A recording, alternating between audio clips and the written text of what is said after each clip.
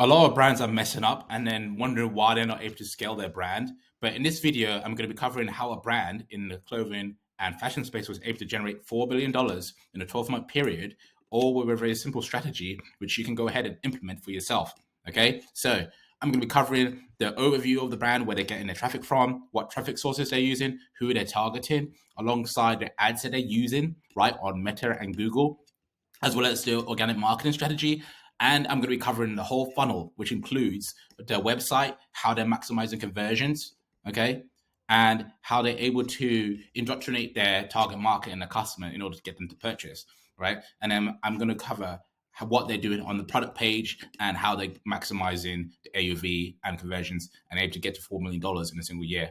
And also why you're not able to do the same thing, okay? But introduce myself. I'm Sammy. I've been working with brands for the past 5 years now. I've been able to generate millions of dollars in revenue for them. And basically, I'm going to be showing you exactly what these brands are doing that you're not able to implement because you don't have knowledge, right?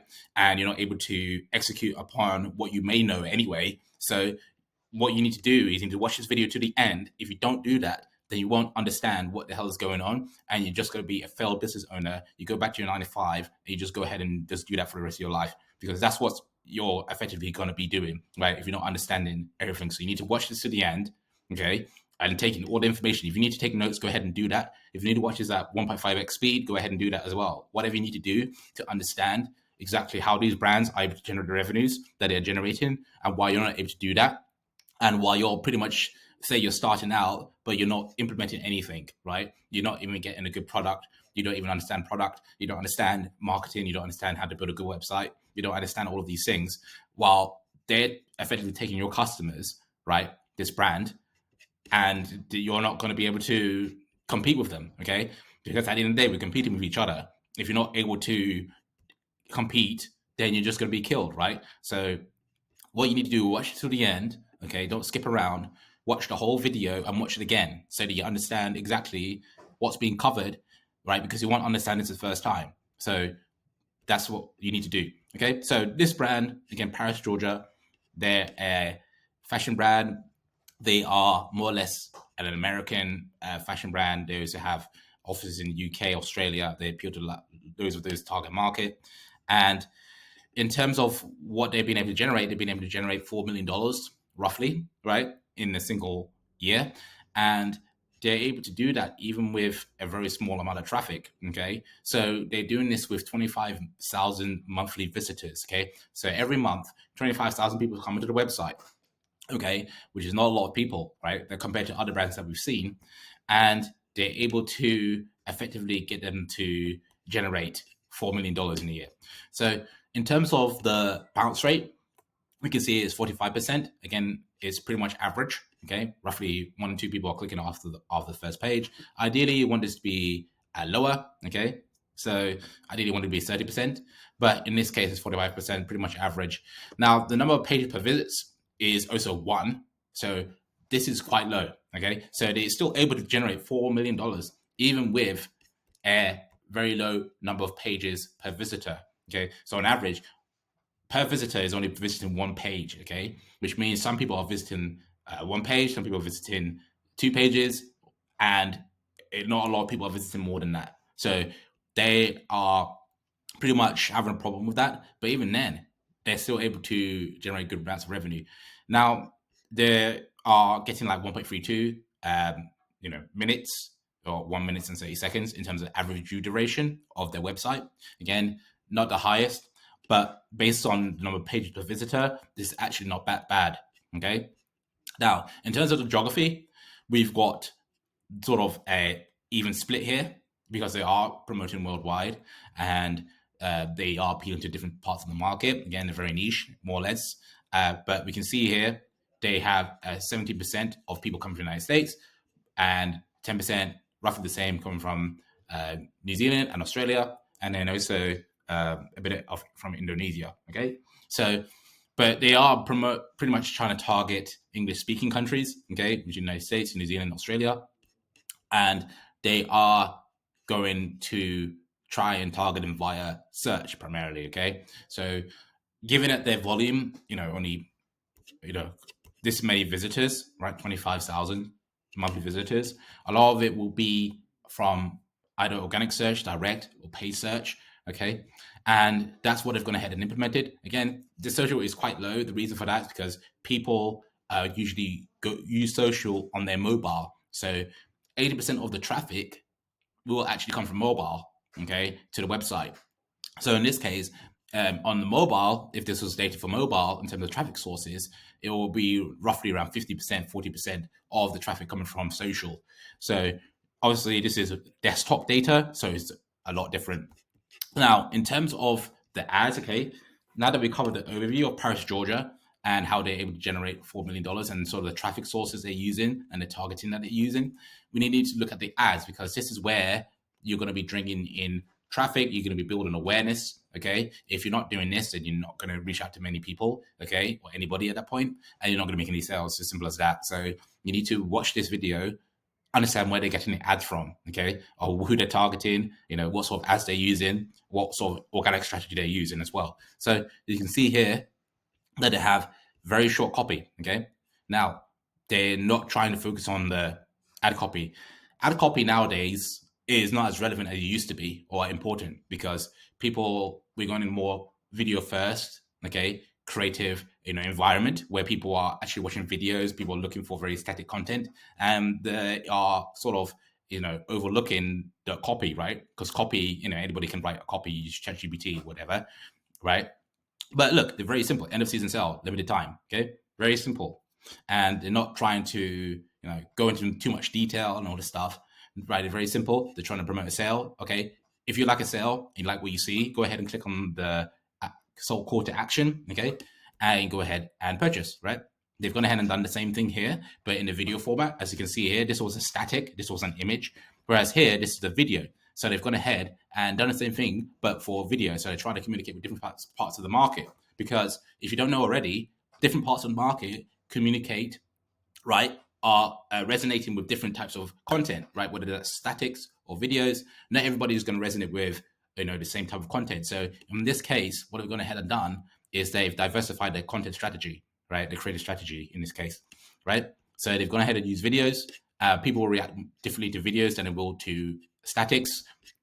And then on top of that, they've got videos of them promoting other collections, okay? And they got ahead and added copy where they try to communicate the luxury element of the product, the high quality nature of it, and also while communicating their branding as well. Very elegant, very chic, avant-garde style, and that's what they're getting across. Now, in terms of the other content they're using for their ads, right? This is a UGC creative, sort of influencer style creative, where they're showing the sort of product in a more authentic, more natural way, more organic way, which again will appeal to different parts of the target market, okay? Because not everyone wants to see ads, okay, like this, right? People may be turned off by this, right? Some portion of the market. Again, some people may not like videos. And again, some people may not like this very high production style content, but a portion of the target market will like this very organic style content where the model or the person wearing the clothing is not directly promoting it, right? And some people will react positively to that. So that's what it's gone ahead and done. So they have a complete diverse strategy, okay, sort of appealing to different parts of the market, and that's what's going to help them to get to, or that's what's helped them to get to $4 million in revenue. Now, in terms of the ads itself, they are running 66 ads, which is more than the average brand that you see. And again, you need to be testing these types of creatives. So that's what they're effectively doing, and it's working very well for them. Now, in terms of Google, Google Shopping, they're promoting the bestsellers, okay, and they're doing that to maximize click-through rates and conversions, okay. Now, as you can see here, they're sort of doing the Google Shopping via retailers, but it's effectively the same thing in terms of they are promoting their products via Google Shopping. People use Google Shopping, right? A lot of people, almost everybody on the planet uses it, okay, or uses Google at least. So when people are searching for clothing, people are searching for dresses, right? They'll see the brand's products, right? As long as they're ranking correctly for them, as long as they have the right keywords in the description, the title, so on and so forth, right? They will be able to rank for their products on Google. right? And again, when people go to Google, they're pretty much warm leads, right? These are warm people who are in the consideration phase. So when they see this product, for example, they can go ahead and click on it and they're more likely to purchase because they are actively looking for this product, right? Also, Paris, Georgia has organic marketing they're doing. Okay, you can see here, they have 132,000 followers, right? They've been posting, how did they get to this point, right? They've been posting consistently on their platform, right, for multiple years, okay? And they are likely to have run Instagram boosted posts as well in order to increase engagement, increase the number of followers they're getting.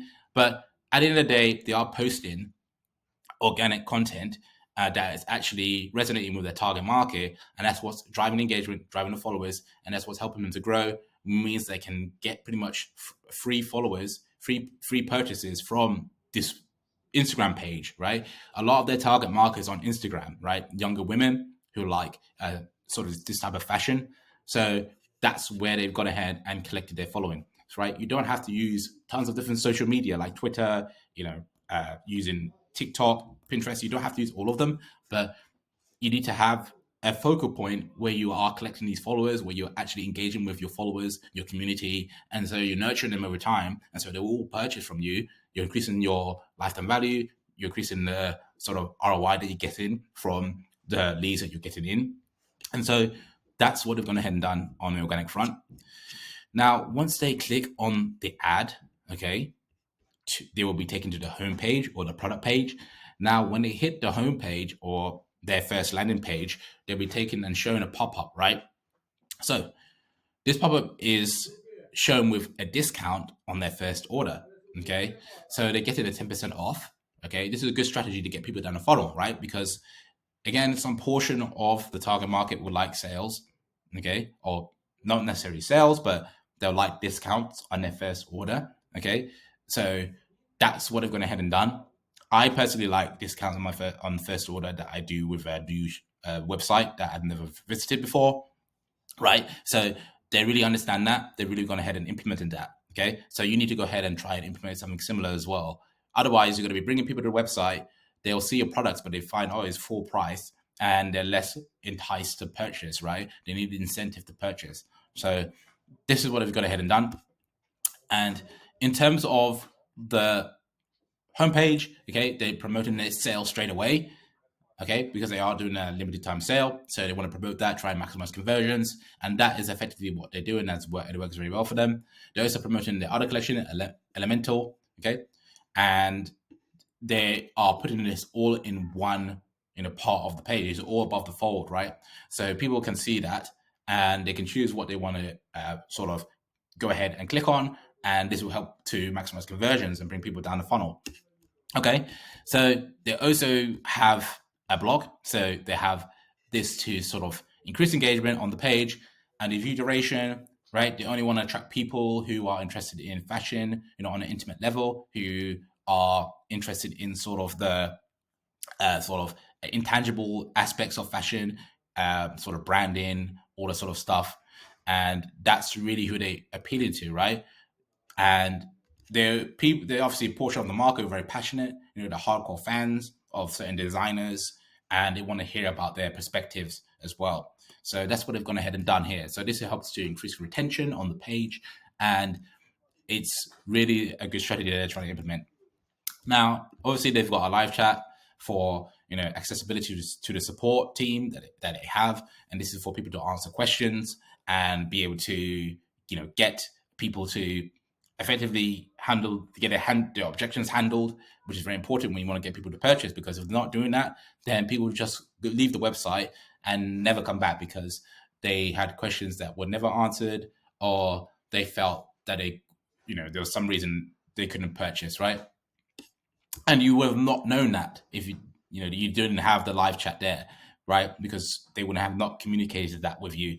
So they have a live chat, support where they can get feedback, right, and be able to understand, okay, what are these people having problems with? We can resolve them or solve it, and move on from there. Now, after they get to the product page, you can see here again, there's a focus on the model. Okay, as we've seen, a common trend with a lot of these brands in fashion and clothing space, they have models wearing the product.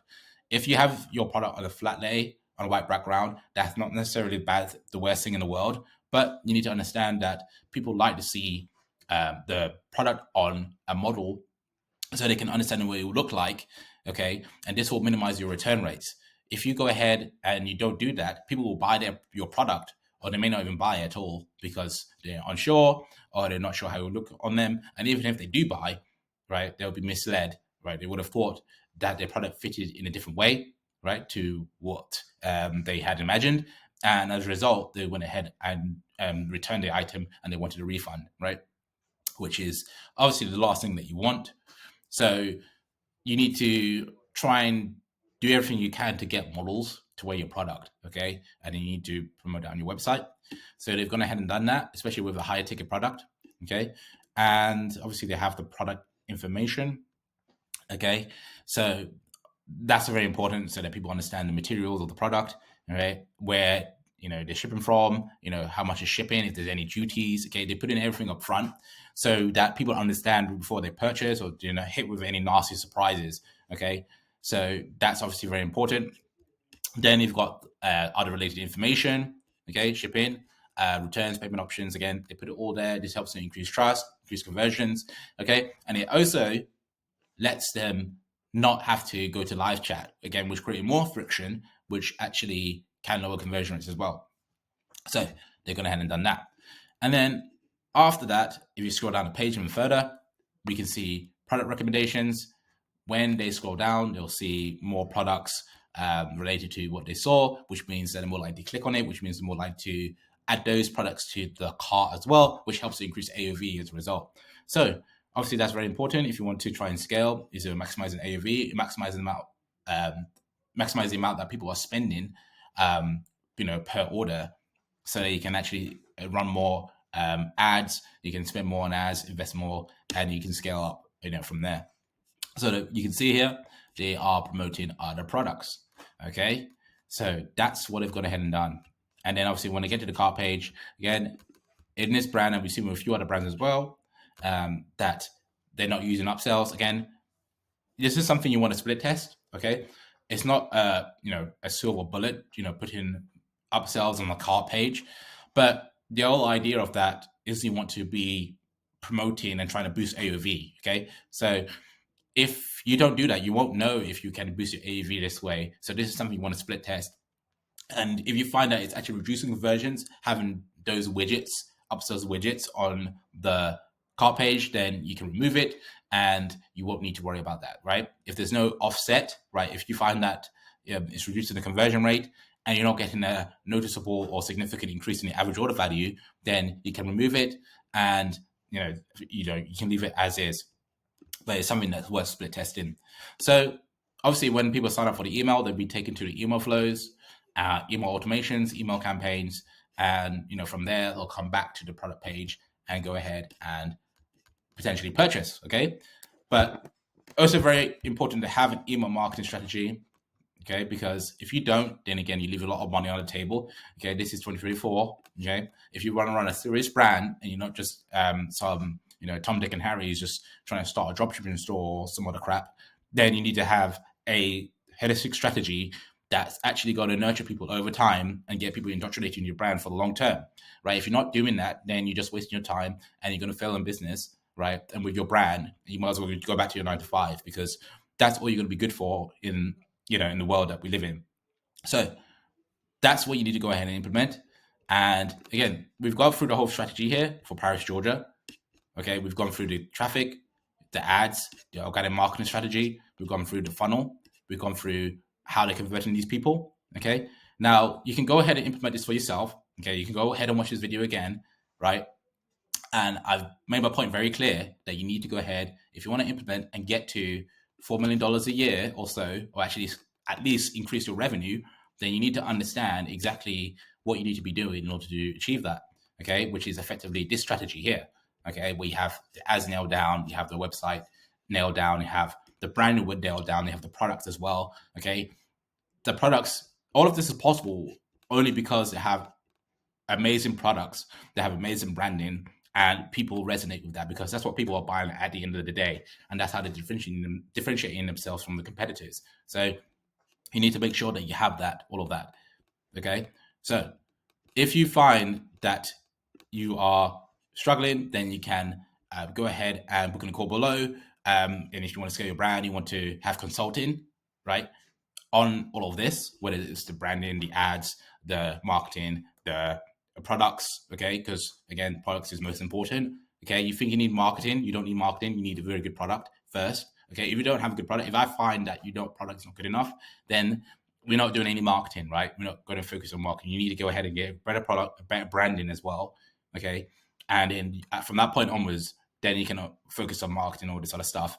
But if I find that your product and your brand is pretty much trash or not what you thought it was, then we're not going anywhere with it, right? So that's what you need to focus on.